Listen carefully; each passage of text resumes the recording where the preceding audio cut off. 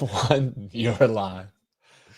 Good morning, good afternoon, good evening, whatever time you are watching. We are happy to have you with us on PuckTime. It's Game 4, Oilers and Stars, and myself, Andrew McInnis, Carmine Bianco. We are here to break it down for you, sides, totals, props, you name it. Huge shout out to all of you guys in the chat box yesterday and commenting after the show. We appreciate you guys.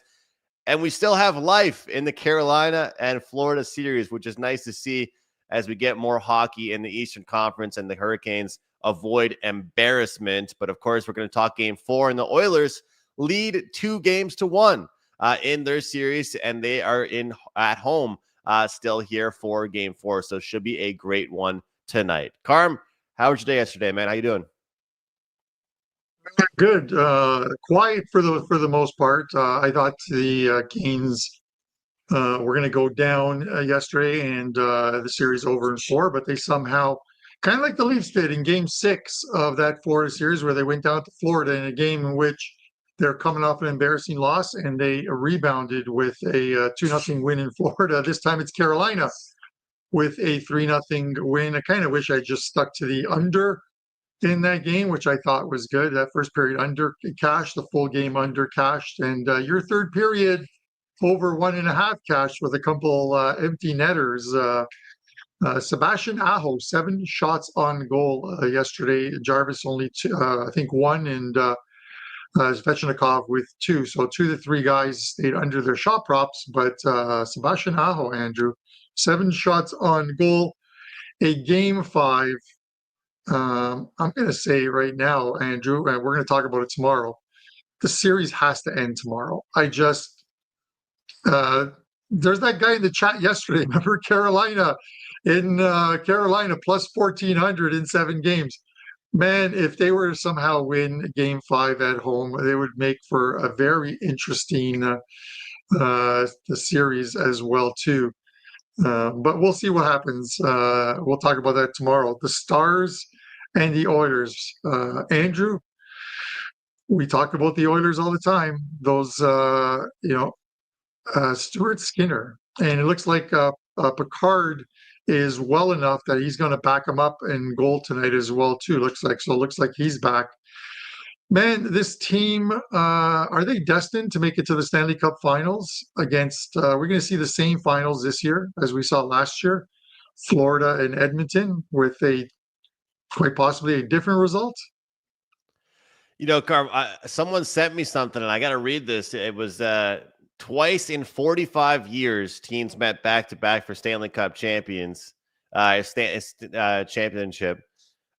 1983, Gretzky and Edmonton lost to the New York Islanders. 1984, Gretzky and Edmonton beat the New York Islanders. 2008, Crosby and Pittsburgh lose to Detroit.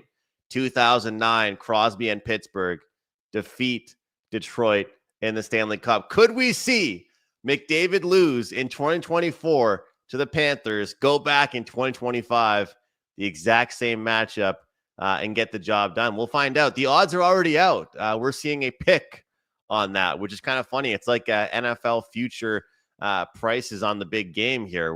We're seeing minus 110 a piece on that. So, Carm, we don't want to speak too soon. I certainly think Florida's going to move on. It's just about how respectable Carolina makes it. But this game is huge. This game is huge tonight for the Oilers for a lot of reasons, because of Pete DeBoer's track record in Game 7s.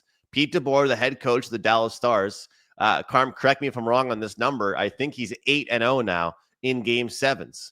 So when you look at this, I know it might sound like, hey, there's no way you can really take that into account with your handicapping, but they need to go up here in this one. If they take this lead here, they'll get 2 cracks at it, Carm, to go ahead and win this series before they have to go to 7 games.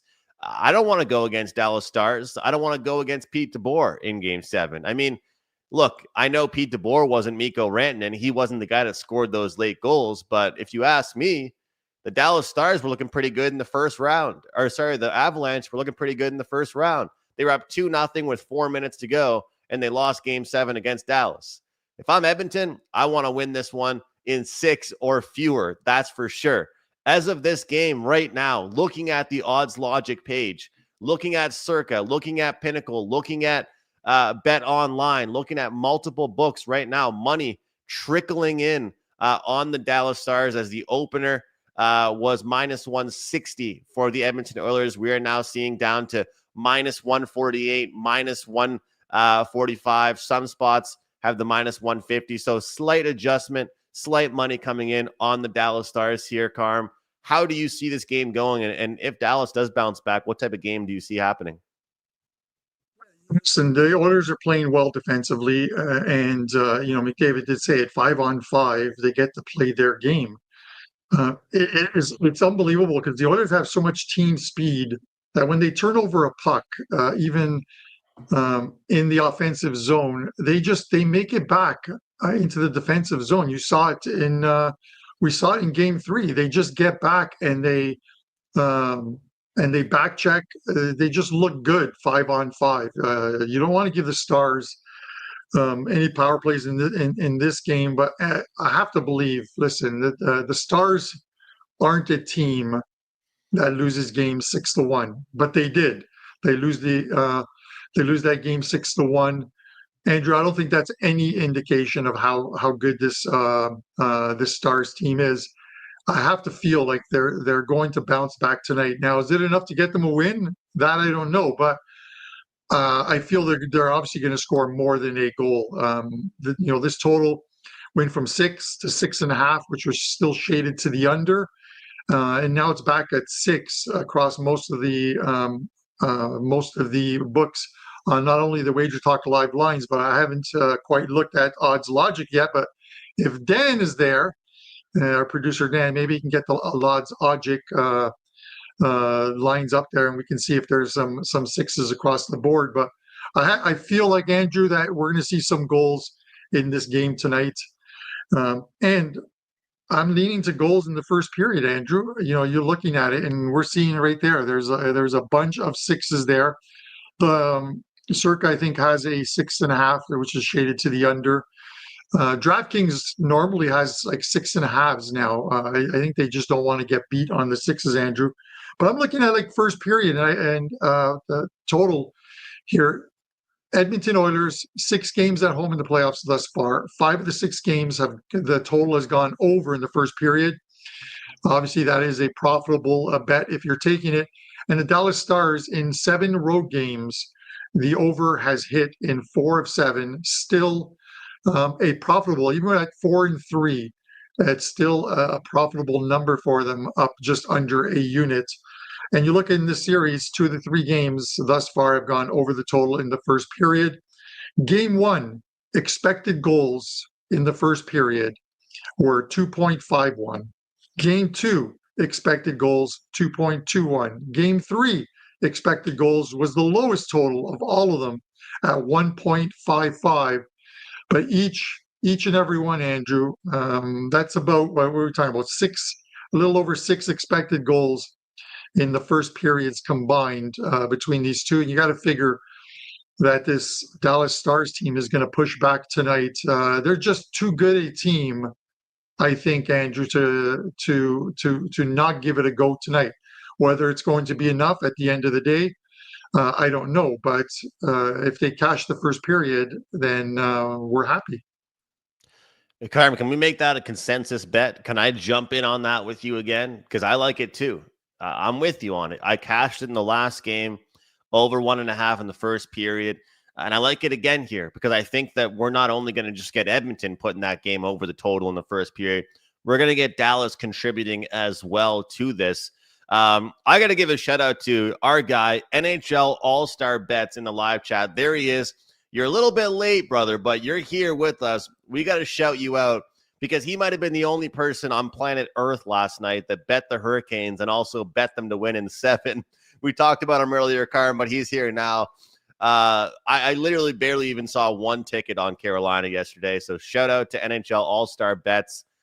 He likes Bouchard point, Nugent Hopkins point, Connor McJesus plus 140 goal, Draisaitl.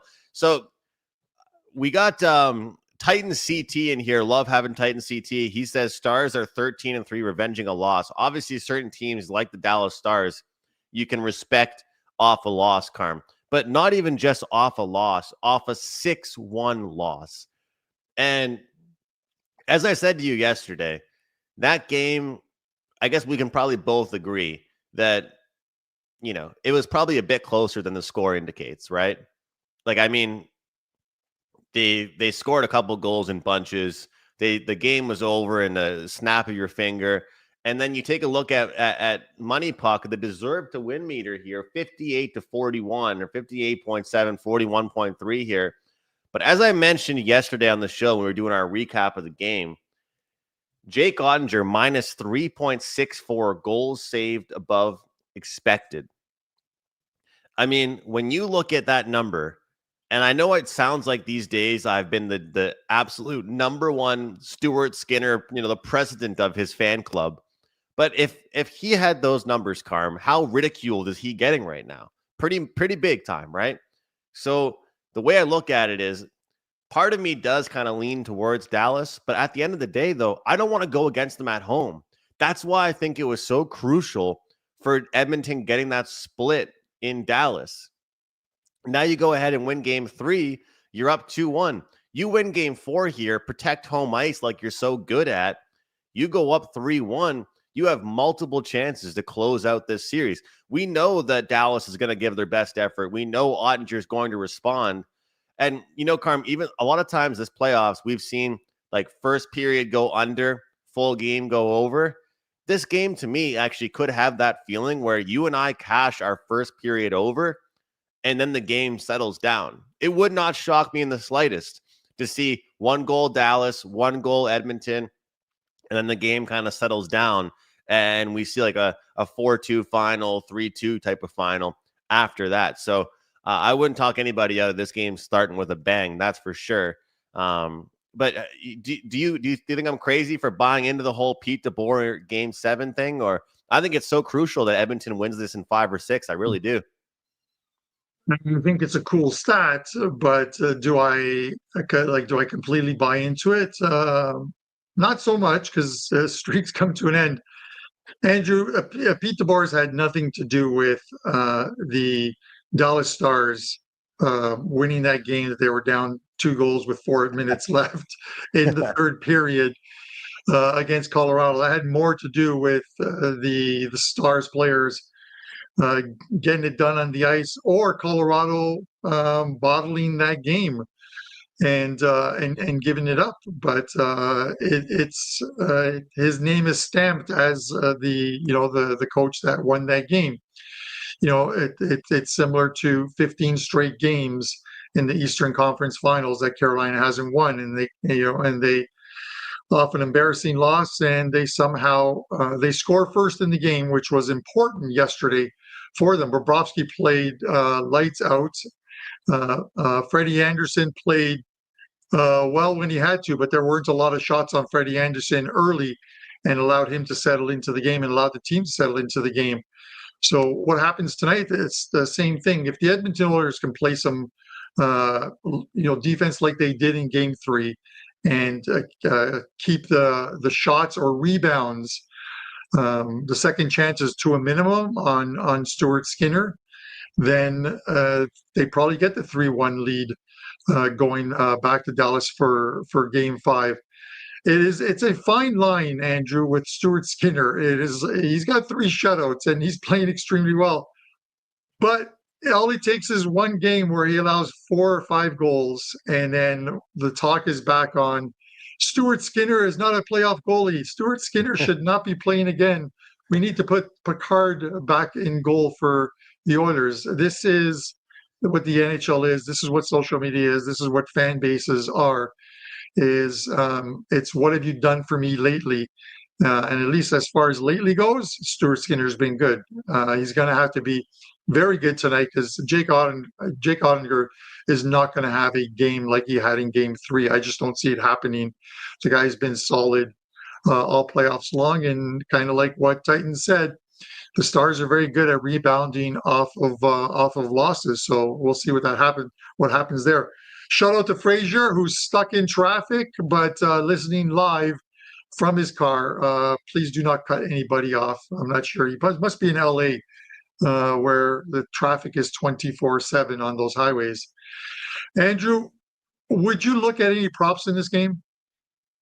There's one prop that I've got my eye on here right now, Carm. I'm just checking the updated numbers on this one because I want to make sure that these guys are on the right lineup. Because Rupe Hintz, he's still game day to day and kind of questionable game time decision here.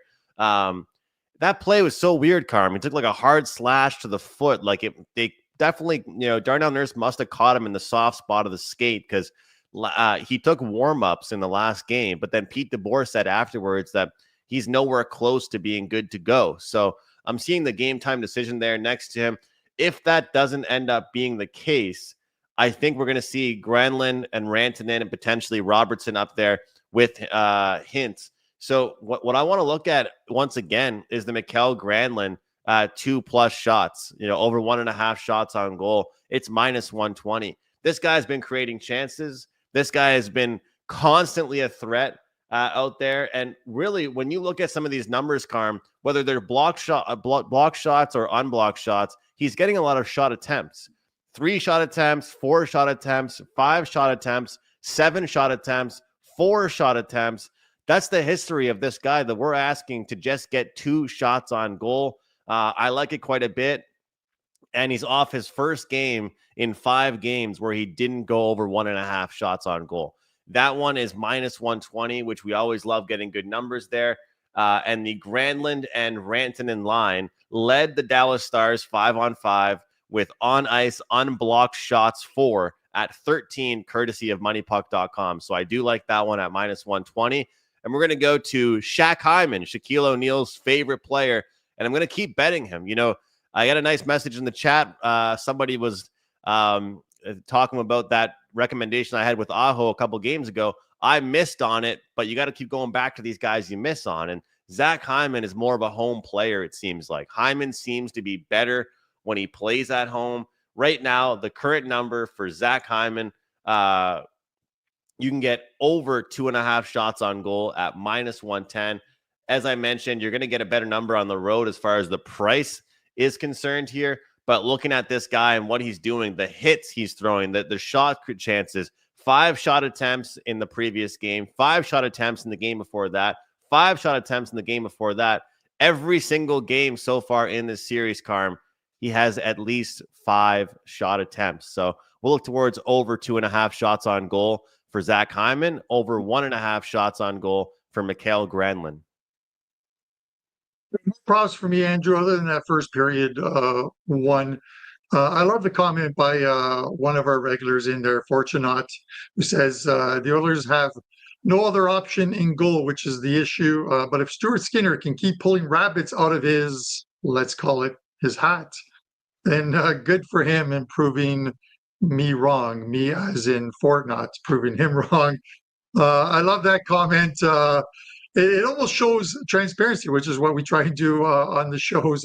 Andrew, you got to claim the bad days along with the good ones. We're not the guys on Twitter that apparently hit 88% of NHL over 1,000 games. Man, those guys are rich. I wouldn't even spend time on social media if I was hitting 88% over 1,000 plays. With that said, Andrew, it is $5 Customer Appreciation Day over at WagerTalk, guys. A bunch of cappers with plays up for $5. Some great promos in there, including the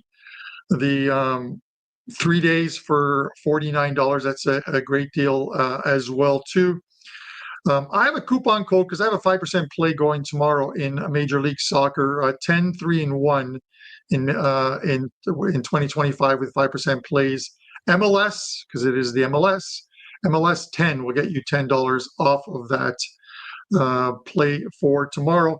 Andrew, so I was supposed to put a contest idea up. I'm going to make this one very easy for you guys. Do not do this in the live chat. Wait until the video is posted once the show goes off the air. And I will choose a winner amongst those who get it right. Name the first goal scorer tonight for the Dallas Stars. Let's hope they don't get shut out. But name the first goal scorer. Who scores the first goal for the Dallas Stars tonight? Put it in the comment section below after the show gets posted after we go off air. I'll pick one and you will get a PuckTime swag t-shirt. And for the other guys, Titans and B Bruins, just to let you guys know, your shirts haven't gone out yet. We have a postal strike up here. Again, I don't get it. Dan says I'm going to cross the picket lines. I'm not. My dad, God bless his soul up there, was a union guy, so I would never do that. But I will get those shirts out to you once I can get them out to you guys. So fear not. Don't check in your mailboxes over the next week because it won't be in there, but I will get those shirts out to you. Drop the Dallas Stars first goal scorer tonight. Andrew, what is your prediction on Dallas Stars first goal scorer? Maybe Dan, our award-winning producer, will chime in with his first goal scorer. First goal scorer prediction of the game. Let's go with Mikko Rantanen. I know it's chalky, but I think he's going to be a guy that steps up, Carm. He had a bad game last game. Didn't really do too much out there. He was a bit quiet. The physicality was kind of bothering him, it seemed like. I think he bounces back early on. If we like goals in the first period, I think we see a big name guy for Dallas get started early. Right. Dan, are you there? I don't even know any players. I don't even know any player names. Take the under on minutes of hockey watched for me. He's an Eagles fan. He doesn't even watch baseball. So no Phillies fanatic for him. None of that. But okay, Dan, that's fine. Yes, give us a lacrosse goal scorer. Give us a lacrosse play, Dan. Just pop it up on the screen for the guys because you've been absolute fire with your lacrosse. If you guys aren't following Dan, well, yeah, Carm, there he is. The Premier Lacrosse League starts this weekend, so there will be plenty of plays to be had. So I'll drop you guys some. I'm still in the lab. Games are Friday and Saturday. I'll have something for the PuckTime faithful this week. Don't worry. Right. Don't worry. Set it and forget it. And Andrew knows we keep on cashing, baby. Let's go.